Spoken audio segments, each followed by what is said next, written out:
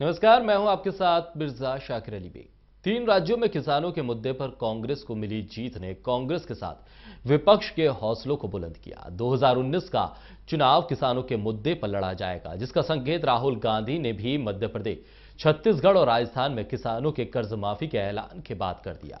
वहीं 3 राज्यों में मिली हार के बाद बीजेपी भी किसानों के मुद्दे पर कोई खतरा मोल नहीं लेना चाहती। इसलिए तो गुजरात और असम में किसानों के कर्ज, बकाया और बिजली माफ कर दिए गए। तो वहीं ओडिशा फतह के लिए बीजेपी किसानों को लॉलीपॉप दे रही है। तो वहीं हरियाणा में भी कांग्रेस के साथ इंडियन नेशनल लोकदल सत्ता में आने के बाद किसानों की कर्ज माफी का ऐलान कर चुकी है। लेकिन सवाल उठता है कि कर्ज माफी से किसका भला होता है। आज बड़ी चर्चा इसी मुद्दे पर।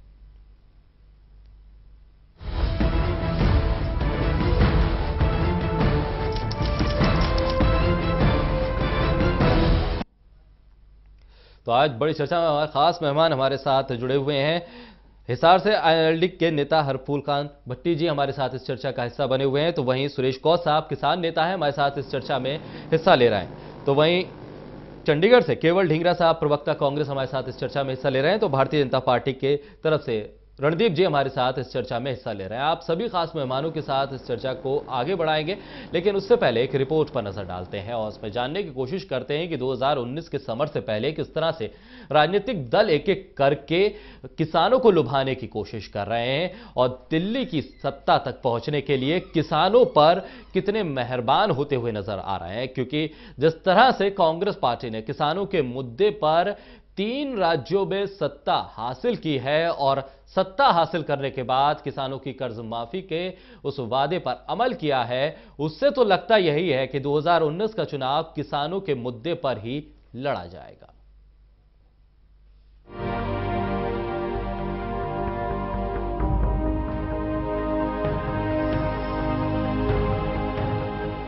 अभी हाल ही में हुए 5 राज्यों के विधानसभा चुनाव में जिस प्रकार से किसानों की कर्ज माफी को ब्रह्मास्त्र बनाकर कांग्रेस मैदान में उतरी और सत्ता हासिल करने में सफल रही, उससे तो यही प्रतीत होता है कि 2019 के आम चुनाव में यह मुद्दा विपक्षी पार्टियों का प्रमुख हथियार होगा।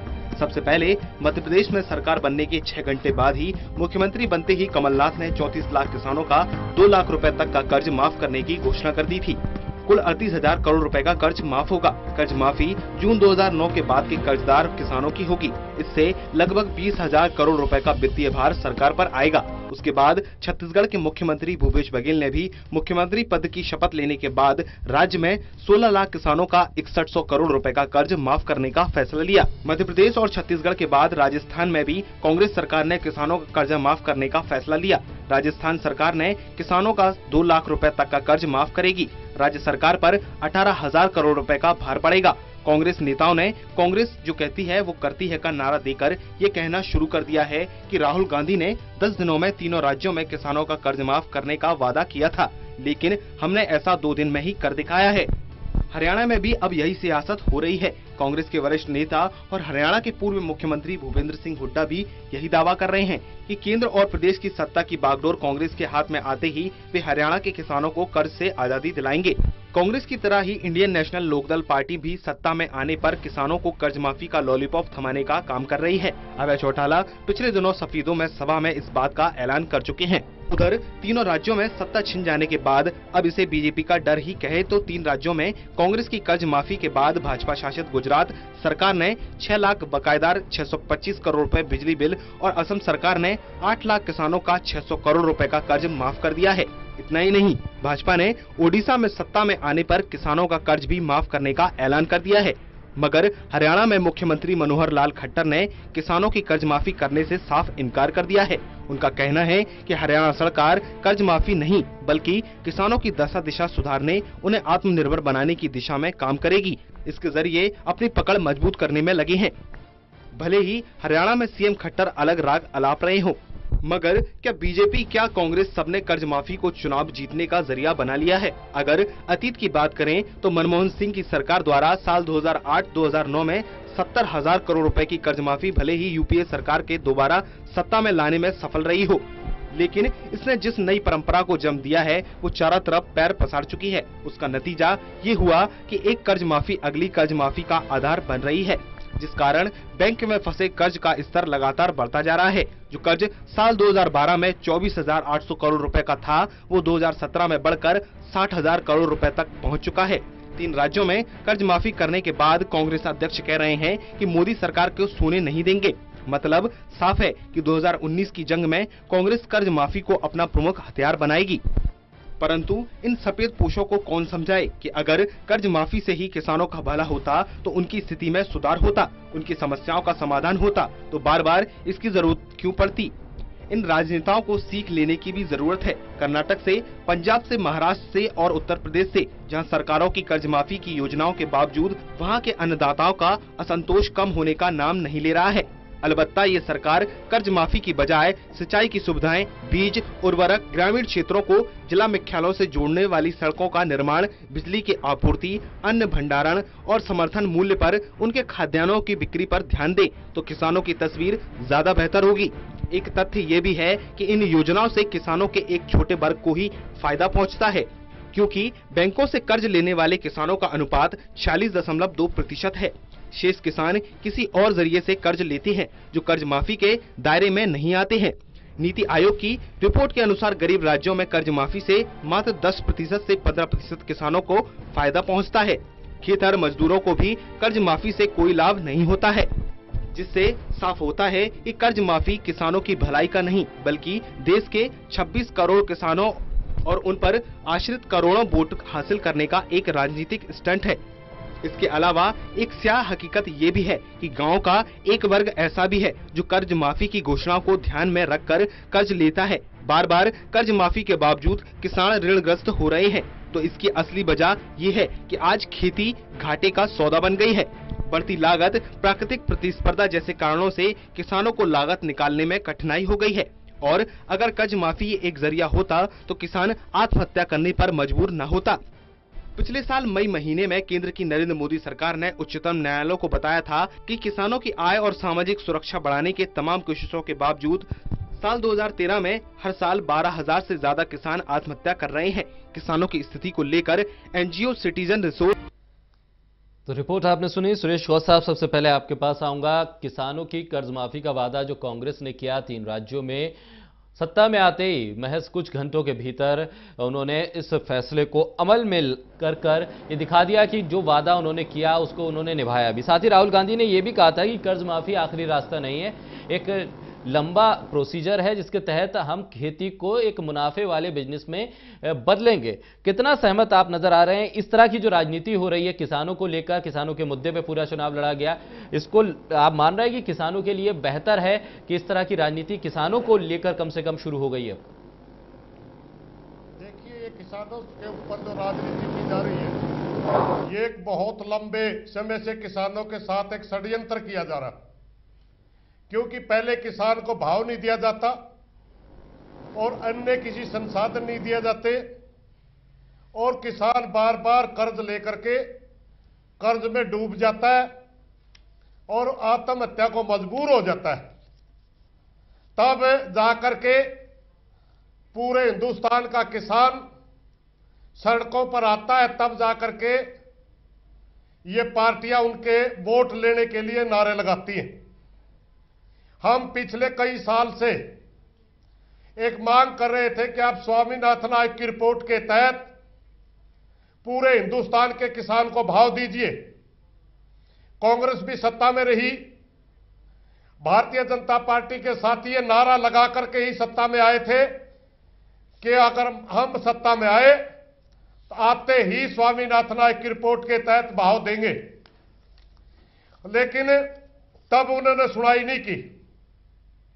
कर्ज माफी या कर्ज मुक्ति, हम कर्ज मुक्ति की बात करते हैं, ये आखिरी सॉल्यूशन नहीं है, मगर हम मजबूर होकर के ये नारा लगाते हैं क्योंकि अगर हमारे को भाव नहीं दिया जाते तो किसान कर्जवान हो जाता है।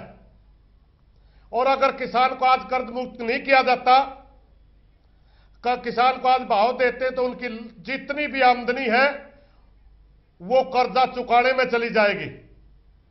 इसलिए हमारी बार बार ये डिमांड रही है, पहले तो गड्ढे में फंसे किसान को निकालो, उसको कर्जे से मुक्त करो और फिर इनकी फसलों के ऊपर पूरे भाव दो, और जो भाव आप तय करते हैं उनको मंडियों में उस भाव से नीचे न बिकने दो। आज हिंदुस्तान की सरकार जो भाव तय करती है, मंडी में वो फसल नहीं बिकती। मात्र 6% किसानों को वो भाव मिल पाता है। अभी आपको पता है धान का जो सीजन गया हरियाणा के अंदर, धान का भाव 1750 था, मगर अधिकारी, कर्मचारी और राजनेताओं की मिली भगती की से 1600 रुपए का धान गया सारा हरियाणा के अंदर। मैं आपको यह सूचित कर दूं कि इसमें मुनाफाखोरों के साथ मिलकर के राजनीतिक साथी पूरे किसानों को लुटवाते हैं। और हमारा सबसे बड़ा हितैषी वो होता है जो विपक्ष में होता है। आज राहुल गांधी बड़ा अच्छा बोलते हैं, मगर 8 साल तक हमारे को किसानों को मात्र लाठियां मिली थी। जब हम आवाज उठाते थे ये लाठियां चलाते थे। और भारतीय जनता पार्टी के साथी जब हम आवाज उठाते हैं गोली चलाते हैं। ये राजनीतिक साथियों की फितरत है। सुरेश जी, मनोहर लाल खट्टर जी ने कहा है कि किसानों की कर्ज माफी नहीं होगी। हरियाणा में कम से कम उन्होंने कहा कि ऐसा कोई प्रस्ताव नहीं है, हम किसान को सक्षम बनाएंगे। कितना इत्तेफाक रखते हैं उस बयान से? मनोहर लाल जी खट्टर किसान को अपंग बना रहे हैं। हमारे को पता है ये क्या कर रहे हैं। ये एक लल्लू पुंजू स्कीम जिसका नाम है पेंशन, और ये 1500 रुपए एक 60 साल से ऊपर किसान को देने की बात कर रहे हैं, जबकि हरियाणा के अंदर 2000 रुपए पहले ही वृद्ध बुढ़ापा पेंशन लागू है। ये किसान से दे कुछ नहीं रहे, खोस रहे हैं। ठीक है, इन्होंने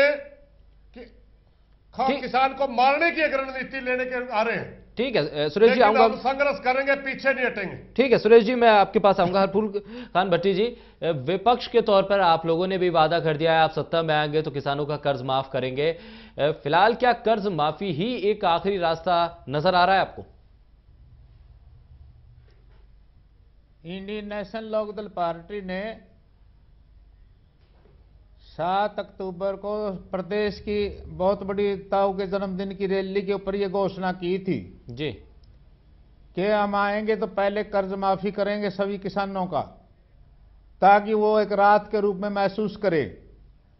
उसके बाद हम मिनिमम स्पॉट प्राइस के ऊपर सारा बोनस देकर भी खरीद देंगे, और किसानों के ट्यूबवेल के लिए कोई पैसा नहीं लेंगे, और उनके हर खेत में मुफ्त में ट्यूबवेल लगाएंगे, बिजली बिल आधे करेंगे, जनरल भी, और जितना भी खाद है, बीज है, दूसरी चीजें हैं, जरूरत की दवाइयां हैं, ये सारी की सारी किसानों को कम से कम प्राइस पर हम मुहैया कराएंगे। इसके अलावा किसी तरह के किसानों के लिए उपज के लिए कुछ नहीं हो करेंगे अगर जिससे कमी हो किसानों की। हमने पहले भी करके दिखा है। ताऊ देवीलाल जी ने राज में आते हुए हिंदुस्तान में सबसे पहले कर्ज माफी की घोषणा की थी, और कर्ज माफी करने जब भी राज आया उसी दिन कर्ज माफी कर दिया था। कांग्रेस की जो उस समय सरकार बंसीलाल जी थे, वो कहते थे अगर कर्ज माफी मैं करता तो मैं ही कर देता, इनको ये कौन सा अधिकार है। तो ताऊ जी ने कहा था कि बुढ़ापा पेंशन और कर्ज माफी है वो मैं करके दिखाऊंगा, वहां हम भेड़ बकरियां चराने नहीं जाएंगे बल्कि वहां कानून बनाने जाएंगे, और ऊपर लिखेंगे किसानों के कर्जे माफ, और नीचे लिखेंगे देवीलाल मुख्यमंत्री हरियाणा। तो वो करके दिखाया। उसके बाद चौटाला साहब का सरकार आई, मिनिमम स्पॉट प्राइस उन्होंने बाजरा सारे हिंदुस्तान से ही खरीदा, सिर्फ हरियाणा का नहीं। अधिकारी ये कहने लगे थे कि राजस्थान का, यूपी का बाजरा हमारे आ रहा है तो हम नहीं खरीद सकते, हमारे पास पैसा नहीं है। तो चौधरी ओम प्रकाश चौटाला जी ने ये कहा था कि किसानों का पैसा है, किसानों के जरूरत के अनुसार जितना भी उनका बाजरा आता है, सारा का सारा खरीद दो और हम जितना भी घाटा उठाना होगा हम उठाएंगे, और सारा खरीदा था। तो ये भारतीय जनता पार्टी की जो सरकार है, ये घोषणाएं करती हैं। इसी तरह से जो कांग्रेस की सरकार है, जैसे सुरेश कौश जी ने बताया है कि इन्होंने लाठियां चलाई हैं, किसानों को पीटा है, खाद उन्होंने थाने में मिला है। ऐसी स्थिति थाने में औरतों की भी लगी थी, लाइनें लगकर जब जाके किसानों ने खाद लिया था। तो ये झूठे नारे दे रहे हैं, ये थोड़ा बहुत एक बार ये राज लेने के चक्कर में इस तरह की बात करते हैं। जब किसान की बात आती है उसमें कुछ नहीं करते। भारतीय जनता पार्टी ने लगभग 2 लाख करोड़ के करीब उद्योगपतियों का कर्जा माफ कर दिया। किसानों के कर्जे के ऊपर कहते हैं कि हम किसानों का कर्जा माफ नहीं करेंगे, खट्टर साहब कहते हैं। ठीक है भट्टी जी, मोदी जी कहते हैं कि हम कर्जा माफ करेंगे। ठीक है भट्टी जी, मैं आता हूं आपके पास। कहते हैं हम कर्जा माफ नहीं करेंगे, किसानों को पेंशन वगैरह देकर कुछ थोड़ा बहुत बुढ़ाएंगे। तो ऐसे हालात में जी सिर्फ एक ही पार्टी है, इंडियन नेशनल लोकदल पार्टी, जो कहती है वो करती है, और किसानों की पार्टी कहलाती है, और किसानों के लिए हर समय किया, हर समय करेगी। ठीक है, लेकिन मैं ये बताना चाहता हूं जी भट्टी जी, जल्दी, कर्ज माफी ही इसका आखिरी सॉल्यूशन नहीं है। सही है, ठीक है, मैं आऊंगा चर्चा को आगे बढ़ाएंगे। तो मैं आपके पास आऊंगा। रणदीप जी, आपका रुख करूंगा। आपकी सरकार ने साफ तौर पे, मुख्यमंत्री ने मना किया है कि हरियाणा में कम से कम किसानों की कर्ज माफी को लेकर कोई प्रस्ताव हमारे पास नहीं है।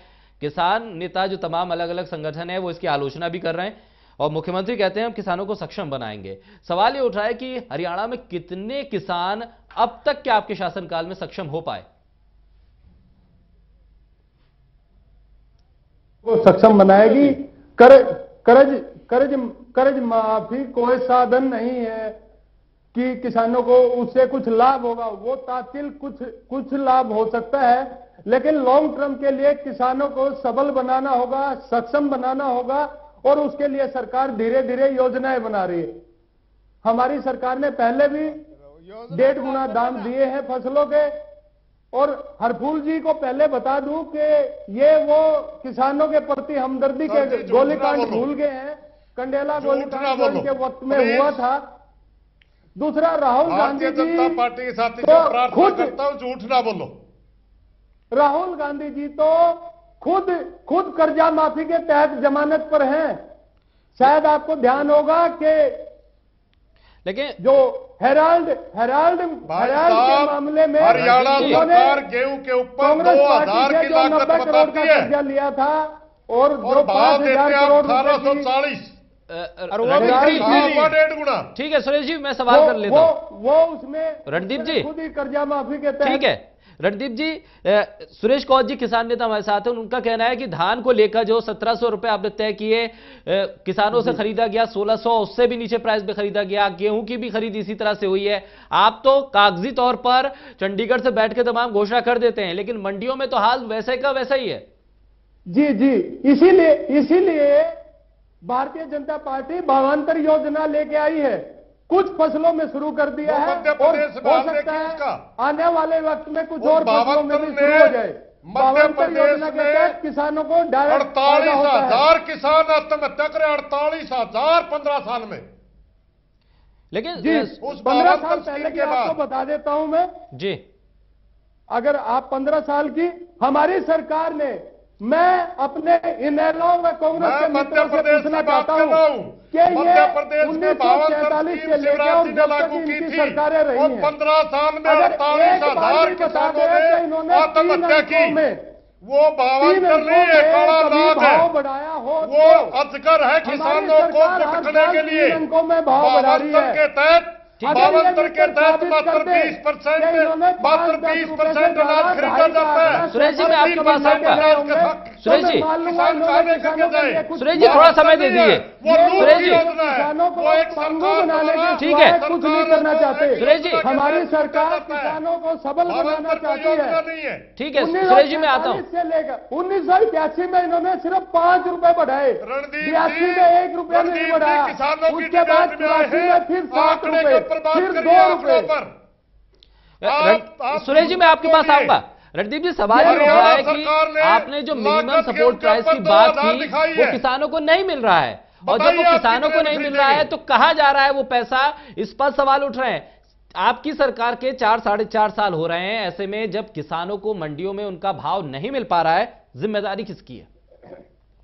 नहीं, ये सारी सरकार की जिम्मेवारी है, और इसीलिए सरकार ने ये झूठ बोलते हैं, झूठ बोलकर ये कहते हैं कि 1950 रुपए बाजरा अभी मैं आपको बताऊं 1981 में, लेकिन इन्होंने 5 रुपए में किसान बेचने के लिए मजबूर कर दिया इन्होंने, और जब बाजरा 1250 रुपए में मजबूर कर दिया। पता नहीं मालूम है ये तो इसमें क्या होती है, इसका तो रंग बदल दिया है, और पटवारी के आपने रजिस्टर मेरे इस आप इतना कहां से ले आए, और वो खरीदा नहीं गया है। ये झूठ बोलते हैं, बेईमानी करते हैं किसानों के साथ, और किसानों के हित में एक भी काम नहीं किया इन्होंने। और ये चाहते हैं कि किसी तरह किसान मरे, लेकिन किसानों को मरने नहीं देंगे इंडियन नेशनल लोकदल पार्टी, मैं बताना चाहता हूं।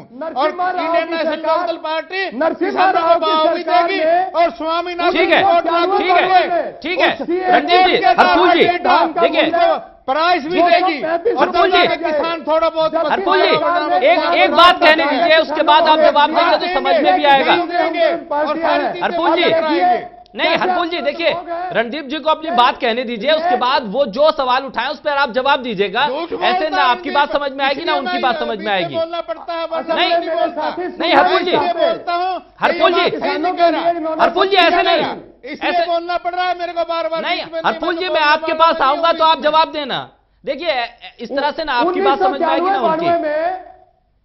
जी रणदीप, मैं बताऊं 1991-92 में CAPC यानी जो रेट निर्धारित करती है मिनिमम जिनसों के रेट, उसने 235 रुपए किया। कांग्रेस सरकार ने 5 रुपए कम यानी 230 रुपए किसानों को दिए। ठीक है, अब बताइए इस बीच केवल ढींगरा जी मैं आपका रुख करूंगा। हरियाणा सरकार की जो स्थिति है किसानों को लेकर, आप क्या समझ रहे हैं, किस स्थिति में फिलहाल सरकार है? बात करते हैं, देखिए कैसी किसानों के हमदर्दी इनके पास। वो देवीलाल, अगर ये दोनों साथी देवीलाल मुझे बता दें कि जीवन में इन्होंने इनकी सरकार ने 1947 से कई साल हो गए, अब उसके बाद चौटाला साहब की सरकार रही, कोई किसानों का काम नहीं हुआ, कोई किसानों के हित का काम नहीं हुआ। कंडेला कांड के अंदर किसानों के ऊपर गोलियां चलाई गई, और वो गोलियां जो है वो किसान नेताओं के ऊपर चलाई गई। और ये जो काम किया ये चौटाला सरकार की सरकार ने किया। देवीलाल की बात करते हैं, और देवीलाल की सरकार गए टाइम लग गया, और उन्होंने भी कुछ नहीं किया था। जहां तक ये भाजपा की सरकार है, ये किसानों को लूटने का काम किया। जो स्वामीनाथन की रिपोर्ट का वायदा किया था इस सरकार ने, उस सरकार का वायदा जो था उसने सुप्रीम कोर्ट में एफिडेविट दिया है कि हम स्वामीनाथन की रिपोर्ट लागू नहीं कर सकते। ये झूठ बोलने वाली दोनों सरकारें, झूठ बोलने वाली दोनों बातें, अब आज जो है इनका सारी कलई खुल चुकी है हमारे। ठीक है, ब्रेक का वक्त हो रहा है। ब्रेक के बाद मैं चर्चा को आगे बढ़ाऊंगा और एक एक करके तमाम सवालों के जवाब तलाशने की कोशिश होगी। फिलहाल रुकेंगे एक छोटे से ब्रेक के लिए। तो किसानों की कर्ज माफी से किसका भला और किसानों की स्थिति को कैसे बेहतर किया जाए, चर्चा आज हमारी जारी है खास मेहमानों के साथ। और चर्चा में अब आगे बढ़ते हैं और गुजारिश करूंगा अपने मेहमानों से एक एक करके सब अपनी बात को रखें। समय कम रहता है इसलिए सभी की बात आ जाए। केवल ढींगरा जी आपसे शुरुआत करूंगा, आप अपनी बात रखें, उसके बाद एक एक करके मैं सबके पास आऊंगा। केवल जी देखिए, कांग्रेस ने वायदा किया था, राहुल गांधी जी ने इलेक्शन के पहले वायदा किया था कि हम 10 दिन के अंदर कर्ज माफी करेंगे। उन्होंने यह भी साथ में कहा था कि सिर्फ कर्ज माफी जो है वही अकेला वो नहीं है, किसानों के लिए बहुत काम करने जरूरी हैं। लेकिन आप ये देखिए, जो हुड्डा साहब हैं उनको इस समय जो है इसी मामले में अध्यक्ष बनाया हुआ है। जो हम मैनिफेस्टो में लेके आएंगे उसके अंदर किसानों के मुद्दे हुड्डा साहब जो है मैनिफेस्टो में अपनी बात रखेंगे कि किस तरह से हम किसानों का फायदा करने जा रहे हैं, किस तरह से किसानों की बात होगी, किस तरह से किसानों के लिए हम काम करेगी सरकार। पिछली सरकार में भी बहुत सारे काम कांग्रेस की सरकार ने किसानों के लिए किए थे। मैं आपको एक एक करके गिना देता हूं।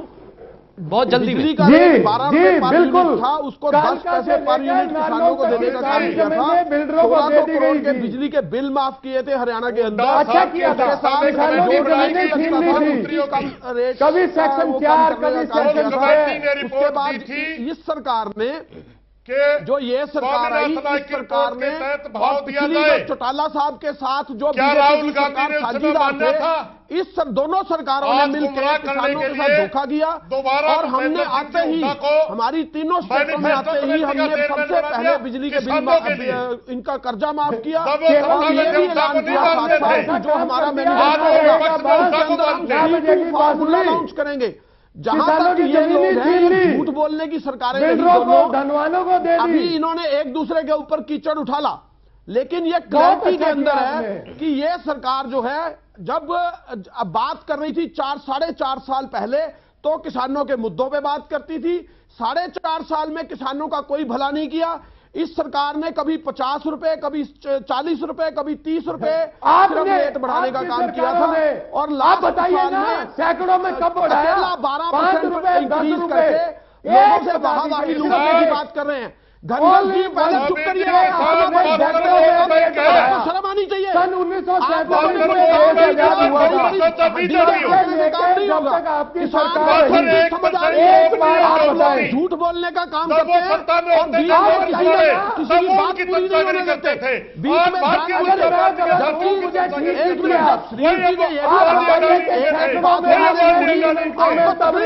होती है। आप चुप करके सुनिए, मैं भी ठीक होना चाहता हूँ, आप लोगों को शर्म आनी चाहिए। मुझे पहले किसानों को किसान